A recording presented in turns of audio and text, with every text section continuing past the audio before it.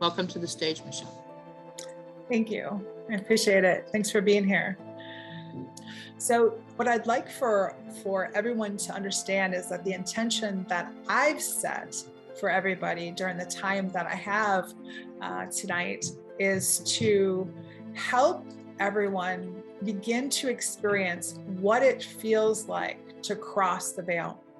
Now, before we do that, I want to explain just a couple of things. First of all, there's semantics in terms of what does it mean to cross the veil. We oftentimes are crossing the veil and we might not even recognize that we are. If you've ever gone for a walk in nature and all of a sudden you just get the chills like, whoa, or you start to connect with your heart and you start to feel very emotional for no reason.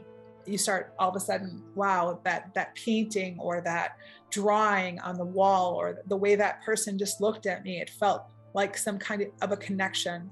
Crossing the veil is simply words, phrases that we use that mean that we recognize that there's something beyond the physical. Wherever you are, I want you to just notice for a minute yourself, your breath. Breath has been proven again and again in all different traditions to connect us with the essence of who we are. Some call it God self, some call it infinite intelligence, some call it higher self. Use your own words, whatever resonates with you. But the breath and the spirit are one. They're connected both spiritually and physically. It's what keeps us alive. And once we stop breathing in this physical body, we do continue to breathe through the spirit. And so it's this beautiful connection. So you wouldn't be here if you didn't already believe that you could cross the veil. So sometimes we need people to help us validate or affirm or help us with some pointers or tips, things that we might not have seen before. The overall field, the matrix, we're all connected to it. And what I mean by that is if you've ever had a great idea, for example, my novel, I had this idea that we're addicted to drama, and that drama is just as addictive as cocaine or heroin. And I spent 10 years researching the addiction to drama to write a book that would appeal to the subconscious mind and would help people get out of dysfunction and drama. How do we get out of it when we know that we're born into it and we think that drama and dysfunction is normal? So we call it normal, but then we start to compare ourselves to other families who don't necessarily have that kind of dysfunction and chaos. And we say, oh my gosh, I'm stirring it up and I'm causing myself to pick a fight with my loved one, or I'm causing myself to look for ways to stir up drama because, let's face it, we can get addicted to it. Well, this was my issue as a kid. So I'm bringing this up as an example because as soon as my book went public, what started to happen is people all around the world started opening up businesses and started adding to their practice addictions to drama. Science, if you now Google it, science has proven that the brain gets addicted to drama in the same way that it gets addicted to drugs. So as soon as this happened, I was like, wow. And then I was reading another book that said, well, whenever we have a good idea or an idea comes in and it seems like somebody else has that same idea or we don't act upon it, and it's not long after somebody else takes it and runs with it, it's because we're all accessing information from the same place. So where is this place? What is it called? Well, that's the great unknown. Some people call it the quantum field. As I said, some people call it heaven or Akashic field or records. Whatever you call it, just know that it exists. And because it exists, that is what I mean when I say crossing the veil. So it's beyond what we can physically touch or smell or feel or know in this particular earthly human experience. It's beyond that. So some of you have a soul desire to connect with people who have passed, and other people have these soul curiosities to connect with their starseed families. And some people have desires to connect with what they're calling their spiritual family, be it spirit guides or angels, or again, there's all different names for it.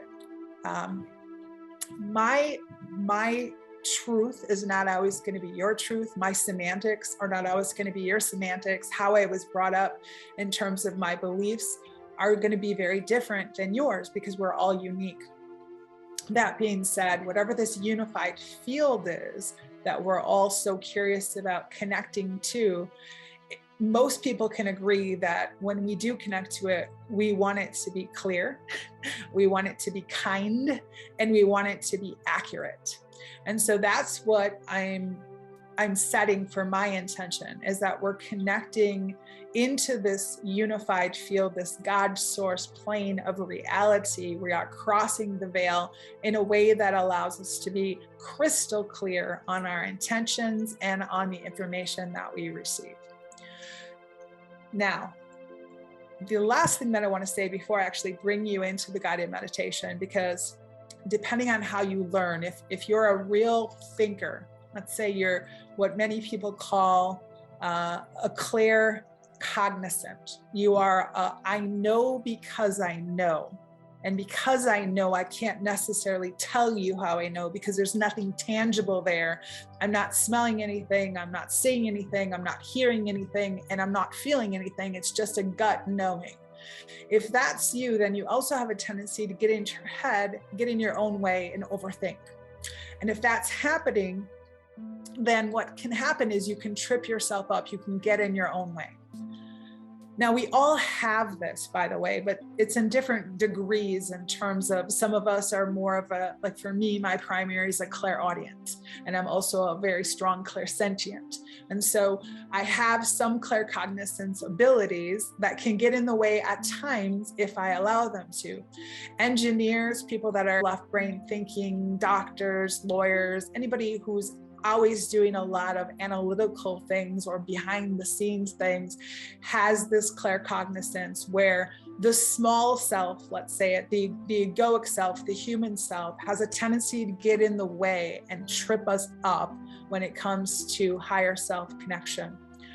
So since we all have it, I'm just going to simply say that the easiest way for you to connect with your intuition in a way that will make sense to you, in a way that you can trust, is to know two things.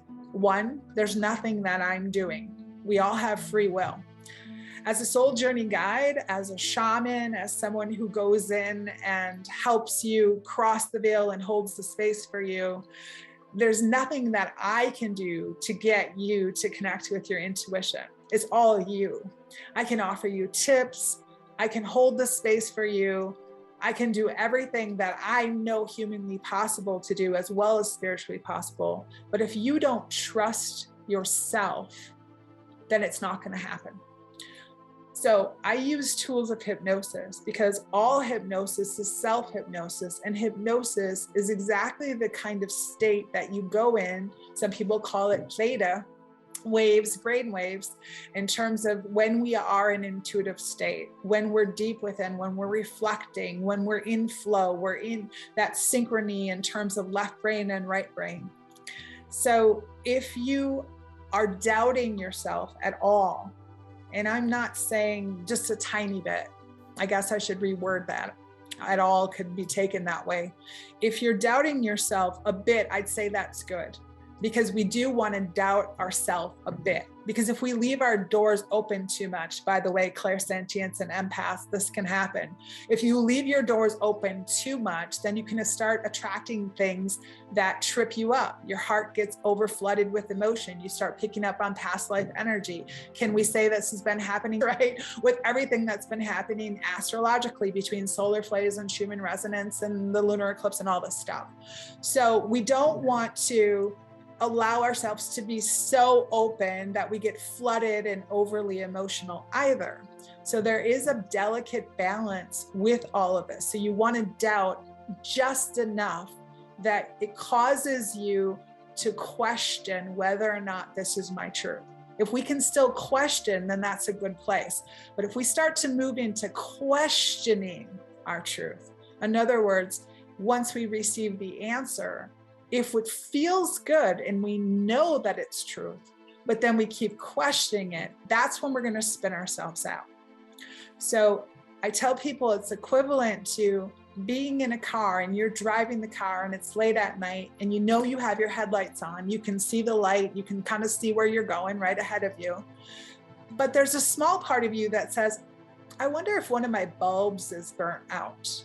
Because I can't actually physically see my headlights in front of me, I'm not out there looking at the front of the car, I need to actually stop the car and look to see if my headlights are both on. Now, as soon as you see that they're on and you get the, yeah, you're good to go, if you question yourself and you move into the questioning state and you're doubting yourself too much, you're not going to get anywhere. You're too much in headspace. And so it would be like driving the car, questioning whether or not the lights are on, and then just standing there and going, yep, I see they're on, getting back in the car, driving a little bit, but maybe it went out. I need to see, I need to look again.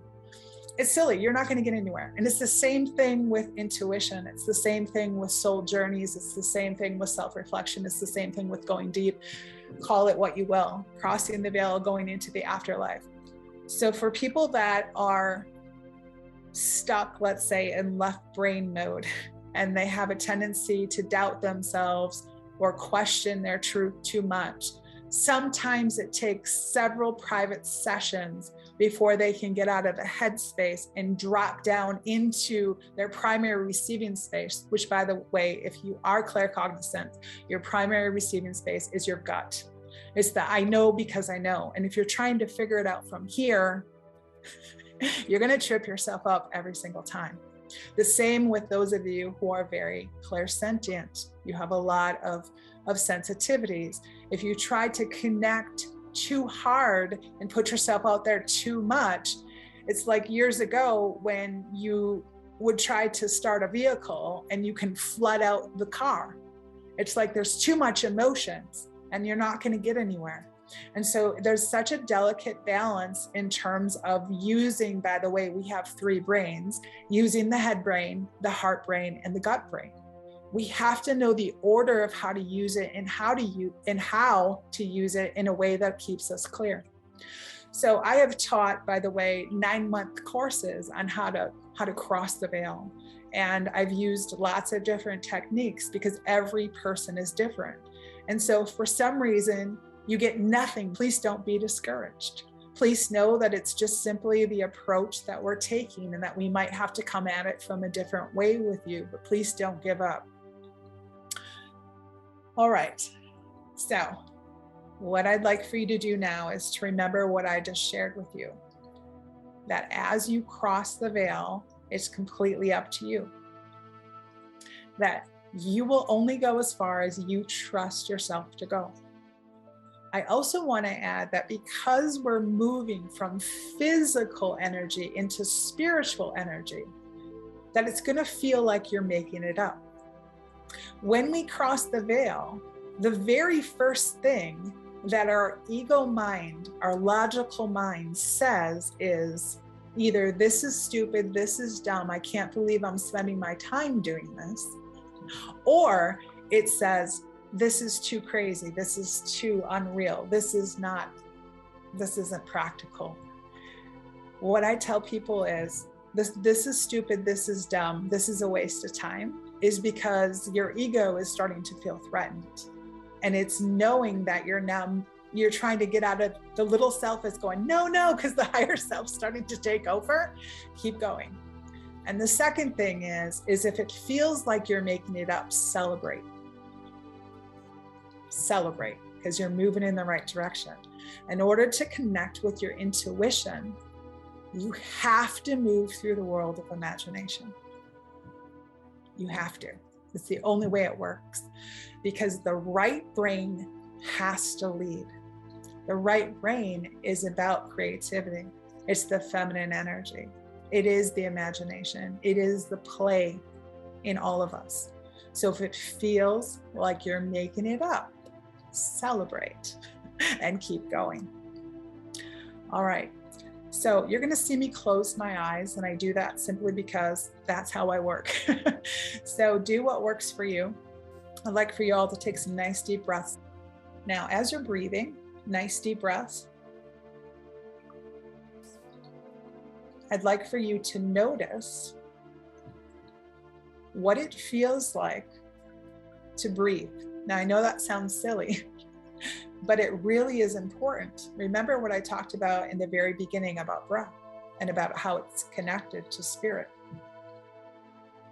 So, how conscious are you of your breath, first of all?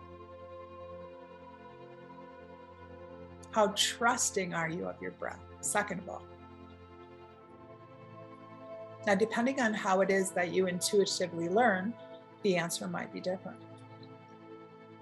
If you're very, very conscious of your breath, are you trying to control your breath? And if so, I'd like for you to recognize that it's because your little self is trying to get in the way of big self. Your body already knows how to breathe, just like it already knows how to beat your heart. So just simply breathe, but set the intention that your breaths are going to be a little more elongated, a little more deep down into the belly.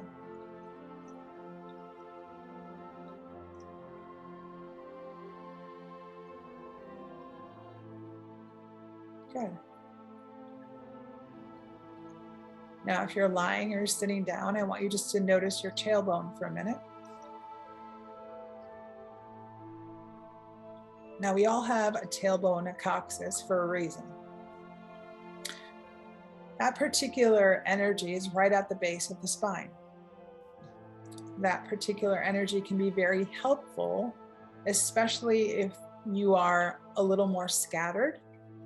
If you're someone who channels a lot, you're having a hard time staying in your body, it can be very helpful to use your tailbone and to visualize, picture, imagine, again, pretend that your tailbone is just as long as your legs. Just as long as your legs. So it almost feels like you're seated on a three-legged stool.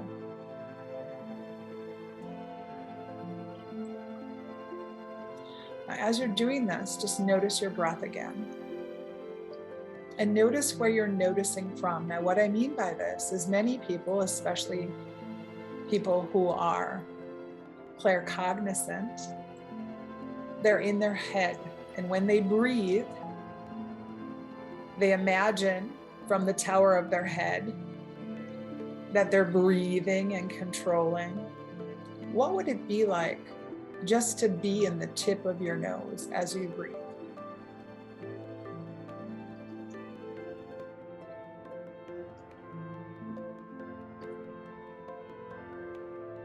Good. Now, what would it be like to be in your chin as you breathe? For some of you, it's not so easy. It's a little more difficult. It's too much of a leap because you've lived in your head for so long. If you want to know how to get out of your head, set up a session with me. It's going to take a little bit more than today, but I'll give you a couple pointers. First of all, if you can be in your nose, which most people can, you can then be in your chin too. But sometimes you have to come at it from a different pathway than you're used to. So in the same way that you can be in the tower of your head, pretending that you're looking down the tip of your nose, and you can feel a little bit of a strain behind your eyeballs down into the tip of your nose. And then you can take a deep breath and you can just be in the tip of your nose. You can also notice what it's like to imagine that you're in your chin and just be in your chin.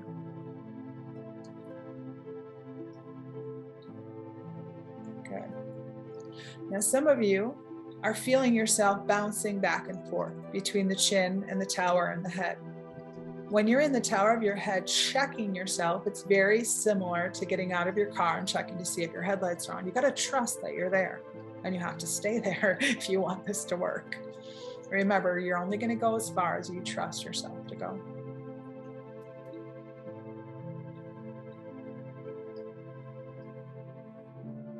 Good. Now, what's it like to be in your left ear?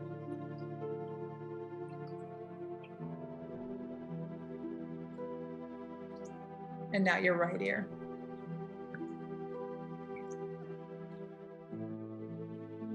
Good. Now, what's it like to imagine that you have your entire face looking out the back of your head?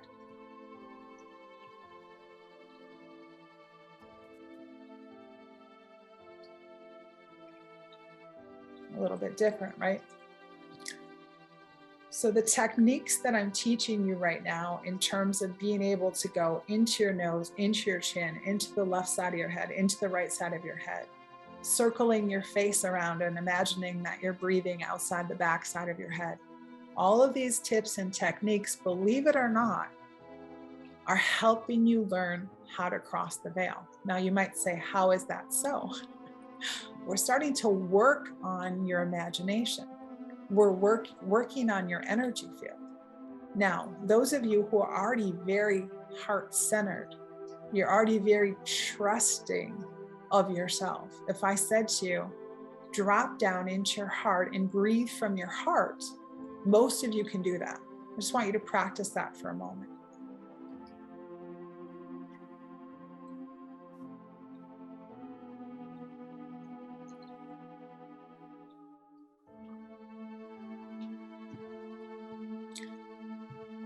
Those of you who are noticing that you're in your head, imagining that you're in your heart, this just means that you haven't had a lot of practice leaving this energy field from your chin up.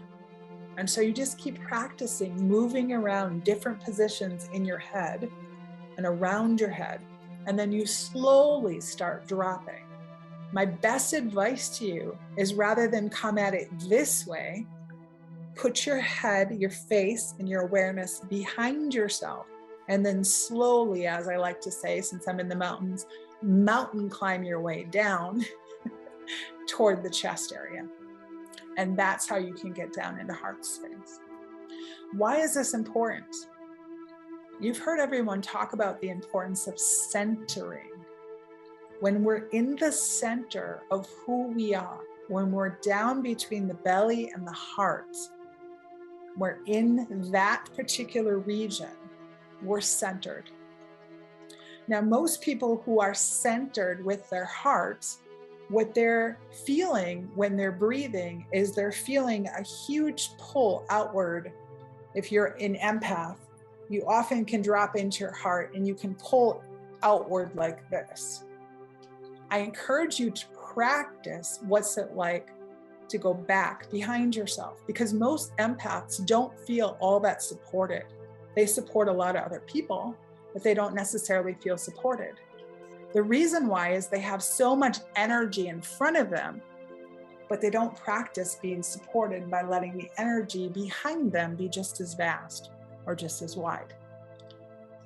So I know these are kind of strange tips that I'm offering everybody in terms of, wow, I didn't realize this is what we're going to be doing today in terms of crossing the veil. But I was on a top 10 psychic medium list, which if anybody knows Bob Olson or AfterlifeTV.com, it's quite prominent in terms of, I was very fortunate. Let's just say I had no idea I was going to be discovered. It just sort of happened to fall in my lap.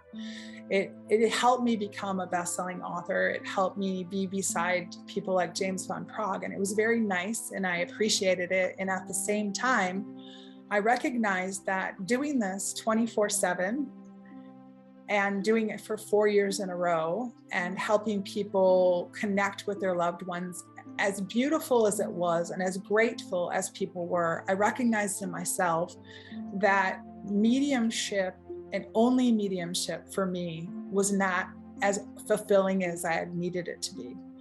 I had Reiki Master Teacher abilities and hypnotherapy abilities, and I'm a medical hypnosis teacher. And so people with medical conditions come to me, and all of those things were missing when I was doing only mediumship.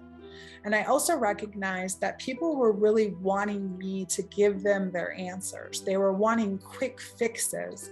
And they would come to me and they would say, hey, you know, what does my loved one say? What did my loved one tell me? What did it tell me? And I'm more about being able to teach you how to teach yourself, how to empower you, how to help, so you can help yourself. That's really my goal. I believe that everybody at some point needs someone to give answers, because we're very lost, especially when we're in a state of grief. We need hope to know that our loved one is okay. And there's plenty of people who can do that beautifully. And at some point, after you get enough messages from enough people, you get to a point where you're ready to learn how to do it on your own. And I will say that it's not quick if you haven't practiced. It can take, just like anything else, it's a discipline. And as I mentioned, I've had, a 9-month course that I offer to people specifically on this. But by the time 9 months are over, people are able to connect not only with their family members who are here on earth with them, but they can connect with their star family. They connect with their spirit guides, their totem animals, etc. I do hope that this evening that I have taught a little bit of something in terms of being able to help. I'm all about self-empowerment. And so I will say to you, should we have a private together, I will say, what specifically are you hoping for? And if you specifically say, well, I'd like to meet the love of my life, or I miss my grandmother, she's passed. Well, now I know the direction to head with you. And I use oracle decks. And so the oracle decks that I bring forth are simply for those of you who sometimes need that tangible evidence. It can be helpful to have a card sometimes in front of you, and you can look at it and you can go, oh my gosh, the card that you just picked is holding, a specific something, and that was my son's favorite toy, or that was my grandmother's favorite bird, or whatever it is. Sometimes we need that. We need that specific proof. And then from there, I will ask you, what are you picking up on when you look at this card? What are you noticing? And you will share whatever insights that you're getting. And then from there, I will help come at it from another angle, from another perception, very similar to me saying many empaths are coming at it from this direction, when in actuality, they need to be more supported from behind. I'm able to see things perhaps differently because I work with potential energy. So some people are working in the energy of creation. I work in the energy of potentiality. And so what that means is that I can look at things from all different perspectives, different angles, and I can feel where people are being blocked or where they're struggling. And I can also offer validation and affirmation.